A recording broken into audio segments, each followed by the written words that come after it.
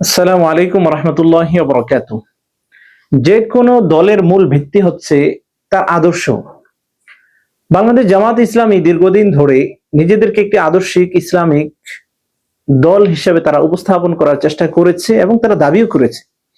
কিন্তু সম্প্রতি আপনারা লক্ষ্য করেছেন যে আমিরে জামাত ডক্টর শফিকুর রহমান তার এক বিশেষ সাক্ষাৎকারে তিনি ভবিষ্যতে তথা আগামীতে দেশ ক্ষমতা যদি অর্জন করতে পারেন তাহলে এই দেশকে ব্রিটিশ প্রবর্তিত যে আইন, বর্তমান বিদ্যমান যে আইন, এই আইনের উপর ভিত্তি করে তিনি দেশ পরিচালনা করবেন, ইসলামী শরিয়া আইন বাস্তবায়ন করবেন না। এই বক্তব্যটা আসলে যারা ইসলামকে পছন্দ করে, ইসলামী শরিয়া আইনকে পছন্দ করে, তারা কিন্তু মানতে এরকম তাদের জন্য কষ্ট হয়েছে। কারণ যে দলটা এতদিন ধরে নিজেদেরকে ইসলামিক বলে প্রচার করে আসছে এবং তাদের একটা স্লোগানও আপনারা জানেন যে তারা এই দেশে ইসলামের আইন, শরিয়ার আইন বাস্তবায়ন করবে, এটাই তাদের মূল থিওরি ছিল। তো আজকে হঠাৎ করে যখন নির্বাচন একবার সন্নিকটে এবং ক্ষমতায় যাওয়ার খুব কাছাকাছি বলা যায়, এই মুহূর্তে এসে তারা এই জাতীয় কথা বলা, এটা কি তাদের বিচ্যুতি কিনা? প্রিয় ভাই, না, এটা তাদের বিচ্যুতি নয়। এটা আসলে আমরা বলতে অথবা বুঝতে আমরা কিন্তু ভুল করে থাকি। আপনারা গণতন্ত্রের মাধ্যমে আসলে ইসলামী কোনো খেলাফত ব্যবস্থা জারি করা যাবে কিনা এই বিষয়ে যদি জানতে চান বা যদি জানার চেষ্টা করেন, আপনাদের দেশে সর্বশেষ কিন্তু এই উত্তরটা আসবে যে বিদ্যমান আইনে কখনো কিন্তু শরিয়া আইন বাস্তবায়ন করা যাবে না, এটা সম্ভব না। এই দৃষ্টিকোণ থেকে জামাত ইসলামীকে যদি আপনি প্রশ্ন করেন, জামাতও কিন্তু আপনাদেরকে উল্টো তার প্রশ্ন করবে যে অন্যান্য ইসলামিক দলগুলো যেমন জমিয়ত উলামা ইসলাম, তারপরে বাংলাদেশ খেলাফত মজলিস, ইসলামী আন্দোলন বাংলাদেশ, তারাও তো শরিয়া আইনের কথা বলে, কিন্তু তারা বাস্তবে কিন্তু সেটাকে প্রয়োগ করতে পারবে, বাস্তবায়ন করতে পারবে না, এটা সম্ভব না, তারাও পারবে না। তাহলে অন্যান্য ইসলামিক দলগুলো পারবে না, বাংলাদেশ জামাত ইসলামী পারবে না, তাহলে জামাত ইসলামী মুখ খুললে বলে ফেলছে অন্যান্য দলগুলো বলতে পারেনি, তাহলে জামাত ইসলামের দোষটা কোন জায়গায়? হ্যাঁ, এখানে আপনাকে বুঝতে হবে, এখানে আপনাকে দাঁড়াতে হবে, এখানে একটু ভাবতে হবে যে দুই কথার মাঝে পার্থক্যটা কোন জায়গায়। প্রিয় দর্শক শ্রোতা, এই দেশে বাংলাদেশ জামাত ইসলামী ছাড়া অন্য যে কোনো ইসলামিক দলগুলো, ইসলামী আন্দোলন বাংলাদেশ, বাংলাদেশ জমিয়ত উলামা ইসলাম, তারপরে খেলাফত মজলিস, তারা পিওর আকীদার উপর প্রতিষ্ঠিত, তারা মডারেট ইসলাম নয়।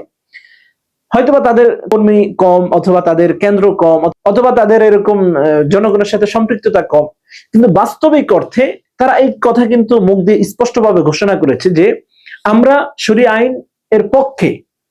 এখন বাস্তবায়ন করতে পারবো কিনা এটা প্রত্যেকের বক্তব্যের মধ্য থেকে কিন্তু আমরা বুঝতে পারি। যেমন মাওলানা মামুনুল হক সাহেব হুজুর কিন্তু বলেছেন যে আসলে আমরা এটার পক্ষে, কিন্তু আমরা বাস্তবায়ন করতে পারবো কিনা, কতটুকু সম্ভব, সেটা কিন্তু বিবেচ্য বিষয়, বা সেটা কিন্তু উপলব্ধি করার বিষয়, আমাদেরকে ভাবতে হবে আরো। কিন্তু বাংলাদেশ জামাত ইসলামী কিন্তু সেটা বলতেছে না। বারবার বুঝুন, বাংলাদেশ জামাত ইসলামী এমন ভাবে দেশ পরিচালনা করতে চায় যে তুর্কিদের মতো, মানে নতুন একটা ইসলাম তারা এখানে আবিষ্কার করতে চায়, যে ইসলামের মধ্যে ধরেন নারীরা খোলামেলা পোশাকে চলবে, যে ইসলামের মধ্যে ধরেন নাচ গান চলবে, যে ইসলামের মধ্যে এরকম বাদ্য হারমোনিয়াম ইত্যাদিও চলবে। আপনারা দেখেছেন যে টিএসসিতে গত দু একদিন আগে সাদিক কায়েম অনুষ্ঠানে যেখানে বাদ্যযন্ত্র খুব ধুমধাম ভাবে এরকম বাজানো হচ্ছে, সেখানে কিন্তু সাদিক কায়েম উপস্থিত। আবার নিজেদেরকে দাবি করবে কি যে আমরা একটা ইসলামিক দল। এখানে মূল পার্থক্যটা, যে তারাও ইসলামের কথা বলে, অন্যরাও ইসলামের কথা বলে, কিন্তু তারা ইসলাম, কোন ইসলাম কায়েম করতে চায় যে ইসলামের মধ্যে শুধুমাত্র ইনসাফ নামক জিনিসটা আছে। আমি আবারও বলছি, দায়িত্বশীলতার সঙ্গে বলছি, যে বাংলাদেশ জামাত ইসলামী যে ইসলামের কথা বলে, এই ইসলামের তাদের মূল থিম, তাদের মূল থিওরিটা হচ্ছে যে এখানে ইনসাফ থাকবে, যে ইনসাফের ভিত্তিতে আমরা একটা ইসলামিক দেশ গড়তে চাই। প্রিয় দর্শক, প্রিয় ভাই এবং বোনেরা, প্রিয় দেশবাসী, ইসলামের ভিত্তিতে দেশ গড়তে হলে সেখানে ইনসাফকে একেবারে হাইলাইট করতে হবে, বা এটাই কি প্রধান মানদণ্ড মানতে হবে, এটা ইসলাম সমর্থন করে না। ইসলামের মধ্যে ইনসাফ একটা জুজ, একটা তার সংখ্যা, একটা তার অংশ, পুরা ইসলাম কিন্তু ইনসাফ না, এটা আমাদেরকে বুঝতে হবে। ইসলামের আরো বহুত শাখা আছে, ইসলামের মধ্যে পর্দার বিধান আছে, ইসলামের মধ্যে আপনার গান বাজনা হারাম এটার বিধান আছে, ইসলামের মধ্যে দাড়ির বিধান আছে, ইসলামের মধ্যে আরো বহুত বিধান আছে। অতএব ওগুলা যদি আপনি বাস্তবায়ন করার জনসম্মুখে যদি আপনি বলতে পারেন, তাহলে আমরা বুঝবো, তাহলে জনগণ বুঝবে যে আসলে আপনার ইসলামিক দল। আপনার শরীয়ত আইন বাস্তবায়ন করার পক্ষে, বাস্তবায়ন কতটুকু করতে পারবেন সেটা জনগণ দেখবে। কিন্তু সেটা তো নয়, আপনারা সেটা তো করবেন না। বাংলাদেশ জামায়াত ইসলামী কখনো এই উত্তর কখনো দিতে পারবে যে তারা পর্দার ব্যাপারে তাদের বিধান কি, বা তাদের থিওরিটা কি, বা তারা কি চাচ্ছে, অথবা তারা গান বাজনার ব্যাপারে তাদের কি মানে বক্তব্য, তারা বলতে পারবে?